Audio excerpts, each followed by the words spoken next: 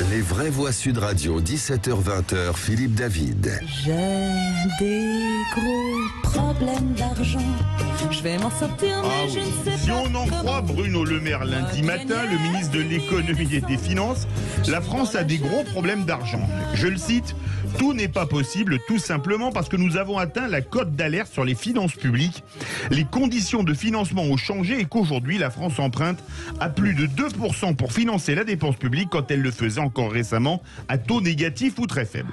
On s'attendait donc à une cure de rigueur et hier, Stanislas Guerini, le ministre de la fonction publique, annonçait une hausse du point d'indice des fonctionnaires de 3,5% au 1er juillet, c'est-à-dire dans 2 jours, une mesure dont le coût sera de 7,5 milliards d'euros et qui implique d'ailleurs le vote d'un budget rectificatif sans majorité absolue à l'Assemblée nationale. Une mesure qui pose question quand on voit le signal d'alarme tiré par Bruno Le Maire la veille. Rappel, la dette publique en France approche les 120% du PIB. Et le dernier budget en équilibre date de 1974. D'où notre premier débat. 7,5 milliards de dépenses supplémentaires malgré l'alerte sur la dette. La France vit-elle au-dessus de ses moyens? Et vous êtes 82,6% à dire oui. Avec nous, Pascal Delima, chef économiste chez Harwell Management, auteur de Capitalisme et technologie, les liaisons dangereuses publiées chez Forbes. Pascal Delima, bonsoir. Bonsoir à tous, bonsoir Philippe. Le seul qu'on comprenne en fait. Moi, dès qu'il parle, je comprends tout. Avec Pascal Lima, merci déjà. Merci. Pascal merci pour les cerveaux qui ne sont pas vraiment connectés économie. Pascal Delima, l'argent magique, c'est quand il n'y en a plus, il y en a encore? C'est comme chez Léonore. Oui. Quand il n'y en a plus, il y en a encore. C'est un modèle qu'on connaît bien et auquel on ne fait pas souvent référence. C'est le modèle à la japonaise. On pourrait très bien se dire que la France devrait imiter le Japon. On voit bien que le Japon, c'est 260% de PIB de dette, c'est des taux d'intérêt proches de zéro. Et aujourd'hui, le gouvernement japonais a clairement assumé que la dette, on s'en fout. Après tout, ce qui compte, c'est la planche à billets. Et ce qui compte, c'est 10, 20, 30 ans d'économie grâce à cette planche à billets. Et que finalement, c'est un peu de l'argent facile, de l'argent utile, de l'argent croissance économique, et qu'on n'a plus à s'en préoccuper comme avant. Voilà, on a un modèle, effectivement, alors on n'en est pas encore là en France, bien évidemment, mais ça peut être un référent idéologique aujourd'hui. Philippe Bilger qui va peut-être vous dire, mon cher Pascal, que la dette japonaise ne lui pose pas de sushi. Non, mais la grande... Merci de... quand vous tenez une blague, vous la répétez. Hein. C'est dingue, c'est dingue. Mais je sais que vous l'aimez, celle-là. Mais Françoise comprend Pascal Delima, moi je crois le comprendre. C'est une grande différence. Mais sérieusement, moi Pascal, j'irais plutôt proposer une réflexion sur la manière de gouverner et peut-être la qualité d'une démarche politique. Est-ce que le gouvernement est dans l'obligation, sous l'autorité d'une première ministre et éventuellement d'un président, de veiller à une parfaite coordination des ministères avec des dépenses autorisées ici ou interdites là? Ou est-ce qu'au fond, un gouvernement, paradoxalement, ça n'est pas la libération d'énergie parfois très contradictoire et contrastée dans les ministères qui permettent à tel de proposer des dépenses et à tel autre d'attirer l'attention sur le risque qu'elles vont représenter? C'est là-dessus que j'aimerais votre avis. Quel type de gouvernement vous apparaît, je dirais, le plus cohérent et le plus démocratique? Pascal Delima. Je pense qu'on a un gouvernement qui est très clairement patrimonial, je m'explique, c'est-à-dire que on a des fondements keynésiens, des fondements de politique de demande de dépenses publiques qui sont historiques en France. Et aujourd'hui, quels que soient les ministères d'ailleurs, il y a toujours cette idée d'un État régalien, d'un État qui d'ailleurs on le voit encore, on le voit encore aujourd'hui avec ce package pouvoir d'achat à plus de 7 milliards.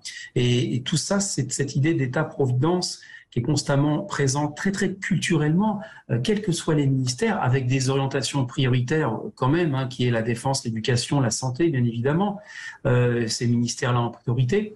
Mais il y a vraiment cette notion, et c'est très surprenant parce qu'on ne le voit pas forcément dans toutes les périodes aux États-Unis, on ne le voit pas forcément partout en Europe, et en France, c'est très très ancré, cette idée que finalement, le déficit public, c'est le bien collectif.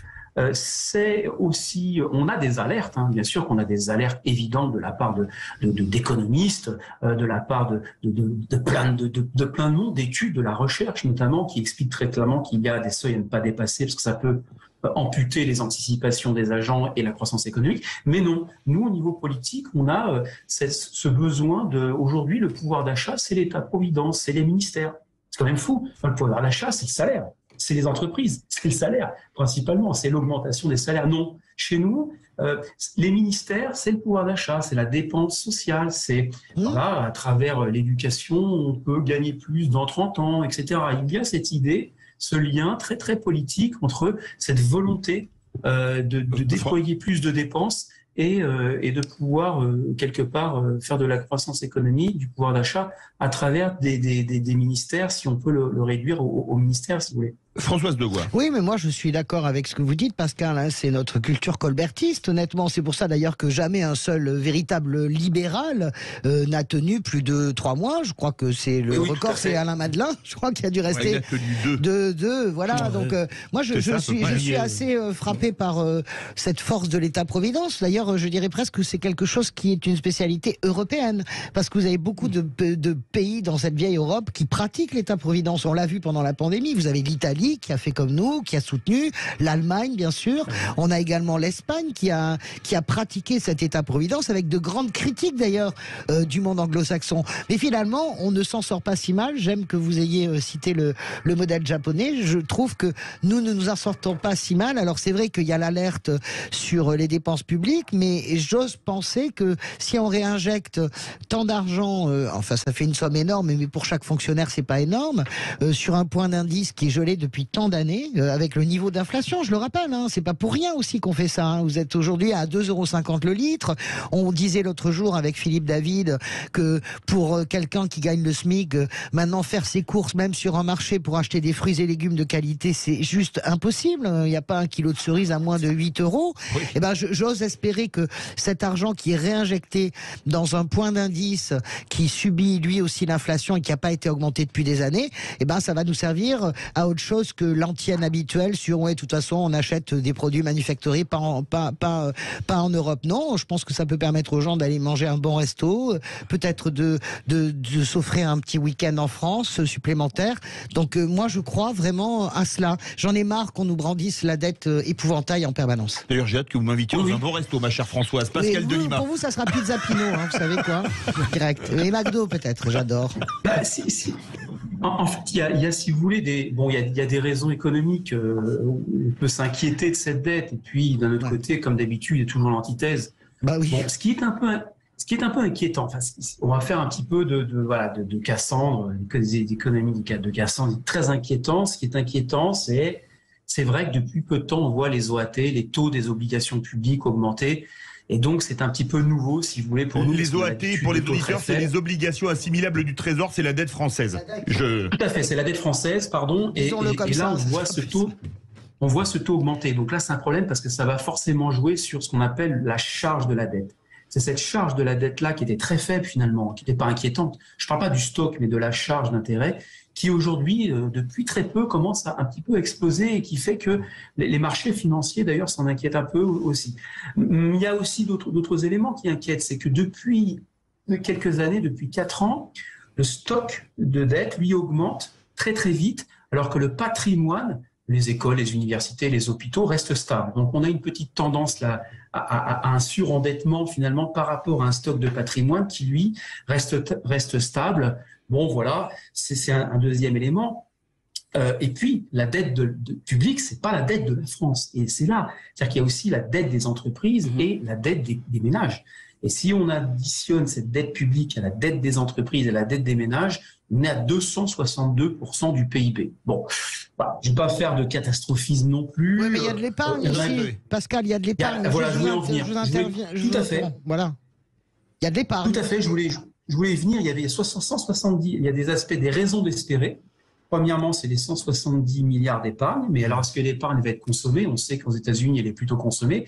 En France, bon, j'écoutais ce matin Patrick Artus qui disait qu'elle était plutôt pas consommée en France. Bon, et donc que ça allait peut-être pas créer de la croissance en parallèle. Bon, bref, on a quand même des créations d'emplois. C'est aussi une raison d'espérer.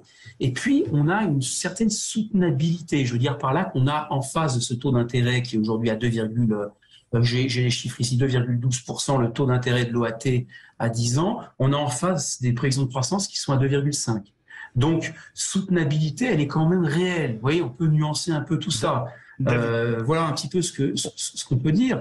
Maintenant, on va faire réagir David Dégouille, Pascal Delima, et après on part au 0826 300 300. Oui, à force de nous dire depuis 20 ans que l'argent magique, ça n'existait pas, on a eu la crise du Covid. Et puis tout d'un coup, tous les gens se sont aperçus que quand il fallait, on pouvait payer les gens à rester chez eux, on pouvait payer les restaurants fermés, on pouvait. Alors, je pense que pendant une génération au moins, on pourra plus dire aux gens que l'argent magique n'existe plus. C'est plus possible. Il y a eu quelque chose de psychologique qui s'est passé à ce moment-là, et parce que les gens se sont dit, mais on nous a menti depuis qu'il fallait absolument être dans les canons des 3%, etc. On avait eu l'Allemagne qui mettait tout le monde au garde à vous en Europe, on a eu la crise grecque, etc. On nous parlait du spread tout le temps, et aujourd'hui, ça va être quand même très difficile de dire aux gens que l'argent magique, il peut plus exister. Très difficile.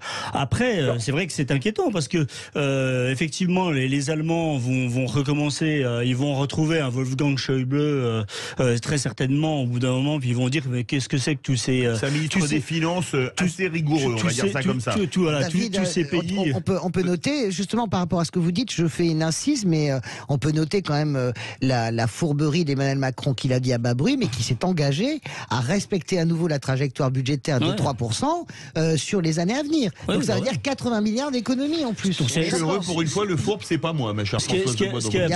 Vous avez un maître. Et donc, il est possible que la question de l'euro se repose à nouveau dans les années à venir. On va faire réagir notre ami Pascal Delima et on part au 0826 300 300. Oui, pour aller dans votre sens, parce que c'est vrai que pour se faire une opinion, c'est vraiment important d'avoir les thèses et les antithèses et avoir des convictions. Moi, je suis convaincu que la dette, il faut arrêter de dire que c'est quelque chose dont on se fiche, c'est magique. Moi, je suis toujours très surpris de cette. Mais bon, on a des économistes qui le disent. Bon, il y a des études de Reinhardt et Rogoff qui l'ont déjà dit que lorsque la dépense publique dépassait 90% du PIB, lorsque la dette publique, dépassait 90% du PIB, il y a des effets tout à fait dévastateurs sur la croissance, et c'est des données concrètes. Il y a les intérêts de la dette qui ont explosé avec l'inflation, on l'a dit, on va avoir plus de 17 milliards de charges de dette cette année. Le package inflation, c'est 50 milliards d'euros de dépenses en plus avec les chèques qui ont déjà été votés par ailleurs. Et puis, ça contrarie les anticipations. C'est que nous, on va se dire quoi? On va se dire, il va falloir quand même la rembourser, la dette. C'est pas qu'une histoire de la 8e génération dans 70 000 ans, contrairement à ce qui se dit. C'est qu'en réalité, c'est qu'on va juste payer des impôts dans 6 mois et puis en plus. Et donc, évidemment, nous, ça nous oblige à épargner davantage, et l'épargne qui pourrait être consommée va être dépensée pour payer des impôts. Et puis par ailleurs, une dette publique, c'est de la demande de monnaie. La monnaie, c'est un gâteau, c'est pas, comme vous dites très bien, c'est limité. Et donc, si c'est limité, s'il y a de la dépense publique, s'il y a de la dette publique, c'est que les taux vont monter, ça fait que les taux au crédit immobilier vont aussi monter, et ça fait que les taux aux entreprises vont aussi monter, donc ça fait baisser la consommation, l'immobilier, et également les investissements des entreprises. C'est un effet on peut pas dire que la monnaie, donc je suis tout à fait d'accord avec vous, effectivement, en termes de conviction. On part au 0826 300 300, direction Bordeaux. Bonsoir Frédéric. Bonsoir tout le monde. Est-ce que pour vous, on vit au-dessus de nos moyens alors ? Oui, mais moi, ça fait déjà au moins 40 ans, dès le début du septennat de Mitterrand, qu'on est passé dans le rouge. Mitterrand a pris le pouvoir à Giscard avec un État bénéficiaire. Au bout d'un an et demi, 2 ans, il était déjà dans le rouge. Et je vous arrête. Le dernier budget en équilibre, c'est 74 exactement. C'est la première année du septennat Giscard d'Estaing. Pourtant, il me semblait bien que Giscard. C'était mon souvenir, mais il est peut-être pas bon. Ensuite, cite, je me suis amusé en 84, 85, 86, 1984 à calculer où on en était déjà de la dette parce que j'avais les chiffres et on était, alors c'était des francs, on était déjà à 60 000 francs par Français du nourrisson au centenaire. On devait être aux alentours de 60 millions à l'époque, j'imagine. On était déjà à 60 000 francs. Je crois que à cette période-là, ça devait être Bérégovoy, avait interdit aux Français de sortir de France avec je ne sais plus quelle somme d'argent. Alors c'était le contrôle d'échange de mémoire de 1982 ou 83 le où détail, on pouvait sortir, je crois, 10 000 francs par an par Français. Non, c'était pour aller en vacances. C'est pas ça. Non, c'est pour aller en vacances. Pour aller en vacances, on ne pouvait sortir qu'avec 3 clopinettes. Ouais, donc sûr. moi j'étais allé cours Victor Hugo à Bordeaux, là chez Tati, j'avais acheté des fringues, j'étais allé en des fringues, j'étais allé en Tunisie avec mon ami, on s'était baladé et pour se payer le billet de retour, on avait vendu nos fringues en Tunisie. Voilà, on s'était installé à Medellín, juste à côté de Tataouine, on venait de visiter le bagne de Pas Tataouine. Medellín, hein. Pas confondre avec la Colombie. Là, il y a un cartel. Il y a un quartier et donc cartel. pour vous, parce qu'il nous reste 1 minute, on va faire répondre Pascal de Lima, on vit au-dessus de nos moyens et c'est soutenable ou pas? Très court, Frédéric.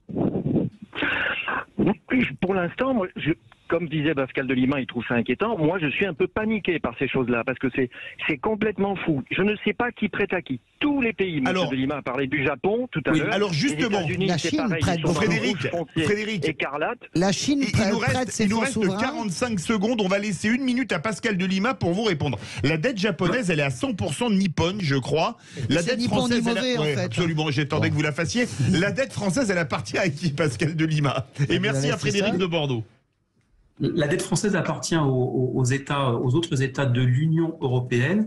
Elle appartient également à une partie aux États-Unis et une partie au Japon, une part très très faible. C'est-à-dire que la grande majorité de la dette française, effectivement, explique ce qu'on appelle la position extérieure négative de la France. Car si c'était chez nous, à la limite, ça s'annulerait, parce que les créanciers sont les débiteurs des autres. Mais ce qui est inquiétant, c'est que la majorité de la dette française est détenue effectivement à l'étranger, et la tendance est hallucinante depuis les années depuis les années 2000. Avec crise financière et crise de la Covid. Merci beaucoup Pascal de Lima, économiste, auteur notamment d'un excellent livre, Capitalisme et technologie, les lésions dangereuses, publié chez Ford. Il devrait faire un truc, l'économie pour les nuls, moi, vraiment, franchement. Oui. Oh bah là, vous êtes concerné. Ah bah, je suis à fond, bien sûr, je l'achète tout de suite. Tout de suite, verdict sur Twitter, vous êtes 82% à penser que la France vit au-dessus de ses moyens. Ça vous dirait la chronique politique de Frédéric Brunel? Oui, mais pas avec vous. Eh bien écoutez, je laisse le micro. On se retrouve Sud Radio. Parlons.